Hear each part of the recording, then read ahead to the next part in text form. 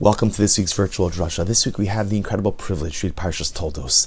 And in this Parsha, we see the continued unfolding of the dramatic narrative of the lives of the families of the matriarchs and the patriarchs, the Avos and the Imos. And it's in this week's Parsha that we are introduced to the family that Yitzchak Avinu and Rivka Imenu built together. Two sons, Yaakov and Esav. And although they're twins, although they come from the same parents, they become two dramatically different people, choosing two divergent life paths. Yaakov Avinu, Ish Tam Yoshev Oalim, the simple man, a man who dwelled in the tents of spirituality, and ultimately again Esav being an Ish Sodeh, a man of the field, a more brute, coarse individual.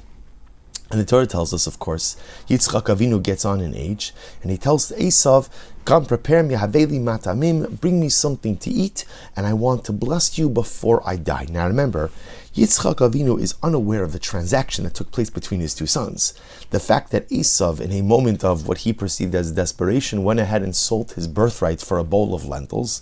Yitzchak Avinu, of course, knows nothing about this, and therefore Esav is the Bachar, Esav is the firstborn, and Yaakov wants to give him a bracha before he dies.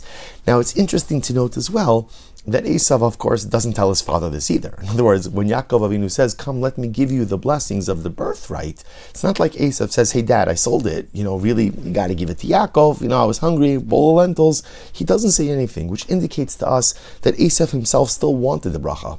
So we know the story. Esav goes out to hunt to prepare for his father some delicacies. Rivka Imenu overhears the conversations.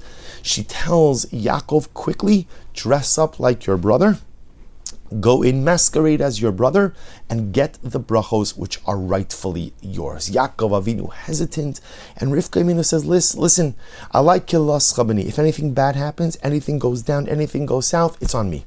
It's on me.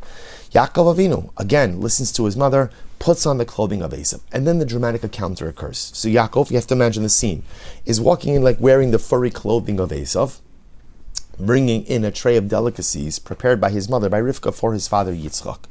The Torah says as follows. This is in Parak Zayin Pasuk of Beis. Vayigash Yaakov Yitzchak. Yaakov Avinu comes closer to Yitzchak. Vayimushehu, and Yitzchak felt Yaakov. In other words, remember, Yitzchak Avinu senses that something is off. Something just doesn't feel right. He can't put his finger on it. So remember, Yitzchak Avinu at this point is blind. He's unable to see. So he calls Yaakov over. He says, "Come over." And now, when Yaakov is in close proximity, Yitzchak touches him. Vayomer. And what does Yitzchak Avinu say? Hakol kol Yaakov va'aydaim yedei Esav. The voice is the voice of Yaakov, but the hands, the clothing, the body is the body of Esav. So it's incredible. In other words, Yitzchak Avinu understood something here is a little bit off. What does it mean when he says the voice is the voice of Yaakov? In other words, I understand the second part, Hayadayim Yedei Esav. I understand, because Yaakov was wearing Esav's furry clothing, so he felt like Esav. What does it mean when Yitzchak Avinu said the voice is the voice of Yaakov? And Rashi HaKadosh says, Shemedaber belashon tachnunim. Yaakov Avinu spoke nicely to his father. Kumna, please father, stand up. Achalna, please eat. A lot of pleases. Things that Yitzchak was unaccustomed to hearing come out of the mouth of Esav. So Yitzchak Esav Baloshon Kanturya Dibar Yokum Avi. Esav was a harsher individual. Esav was a more brute individual. He spoke in curt, commanding ways. So Yitzchak Avinu is a bit confounded. Hayadayim Yedei Esav. I think it's Esav. It sounds like it. It looks like Esav. In other words, not with his eyes, but with his touch. Esav's clothing, Esav's body, but yet the voice of Yaakov. And the Chachmei Musar ask a very interesting question. They say, Yaakov, I don't understand. You're already dressing up as your brother. You're already masquerading, right? At the end of the day, remember, he's tricking his father. We could go ahead and figure out he's not really lying. He is lying. His mother told him, at the end of the day, he is coming into his father, playing the role of Esav. He's wearing Esav's clothing, although again, you can interpret his words in different ways, but he's playing the role of Esav. So the Chachmei HaMusar ask, if you're doing it, then do it.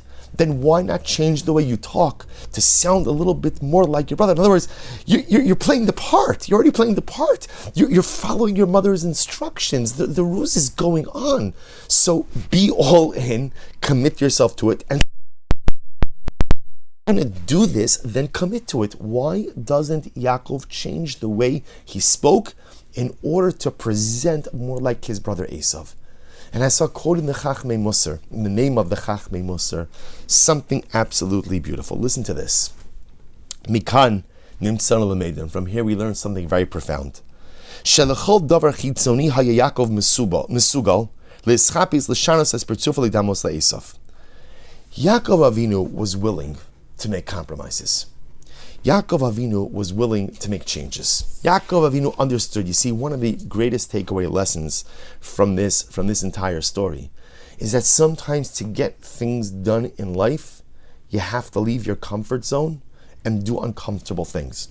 It's a lesson. In other words, we don't like to think this way when we're young and idealistic, but as we get older and enter into adulthood, we recognize that life often calls on me to make many compromises, to do things that I'm not as comfortable with, but at the end of the day, the job has to get done. I don't mean like usser or illegal or anything like that, but sometimes I have to leave a little bit out of my comfort zone to be able to go ahead and do what needs to be accomplished. And Yaakov Avinu is willing to do this. He understood this was, remember, Yaakov could have said no to his mother. He's an adult man. He could have said, Mom, I'm sorry, I can't, I'm sorry, I cannot do it. I have a moral compass, I'm not allowed to lie, I'm the Isha Emes, I'm not going to do it. But he didn't. He went along with what his mother said because he also understood on some level that this is what needed to get done to advance the familial agenda. This is what needed to get done to move the Abrahamic vision to them. He understood it, even if he wasn't consciously aware of it. He was he was at least subconsciously aware enough that he understood he had to listen to his mother's advice and do something that was uncomfortable. But see, the Chachmei was just something amazing. Yaakov Avinu draws a line. He draws a line that although I'm willing to compromise and I'm willing to go ahead and even leave my comfort zone on certain things, there are other things that I cannot compromise, because if I compromise them, I fundamentally lose my personalistic integrity. I fundamentally erode my sense of self. I'm no longer me. If I'm willing to compromise on everything. And Chachmei also writes, V'ulam, la'akem motzei piv, u'ledaber ki ish gas v'lush l'sha kala, l'hotzi mi piv mila megunos. So Yaakov says, I'll dress like Esav. I'll dress like him. And I'll even go ahead and present like him. What won't I do? I can't talk like him. I won't talk like him. I won't use the words he uses. I won't be crass or crude like he is. And I will not lose that verbal sensitivity that is part of who and what I am. I'll compromise certain things. I'll leave my comfort zone for certain things. But at a certain point, I have to draw the line. This I will not compromise. This I will not change, because if I do that, I lose my sense of self. And what an incredibly profound lesson for us. Because, dear friends, as we go through life, don't we live this each and every day? We live in a world, right? And as Jews, we have an obligation to be part of greater society. We have an obligation to make contributions to the world around us in so many different ways. Those that are known, those that are unknown. And sometimes for a variety of different reasons. If I had my choice about how to live my life, I would live it like in this misgeret, in this framework, in this box, because that's my comfort zone. And sometimes, or I should say often, maybe even all the time, I have to leave my comfort zone. Maybe it requires me to interact with people who I rather would not normally interact with, or maybe even have to be involved in things that I'd rather not, but I have to.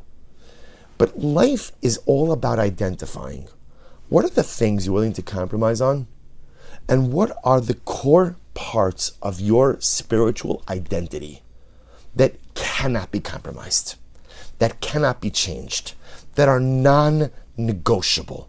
And where do I draw that line? And there's not one line, because each of us, we're different people with different lives and different realities. But this is the message for all of us.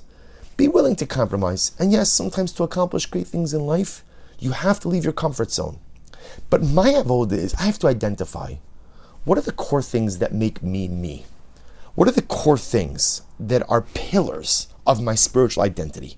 What are the things in life that without them, I totally lose my sense of self?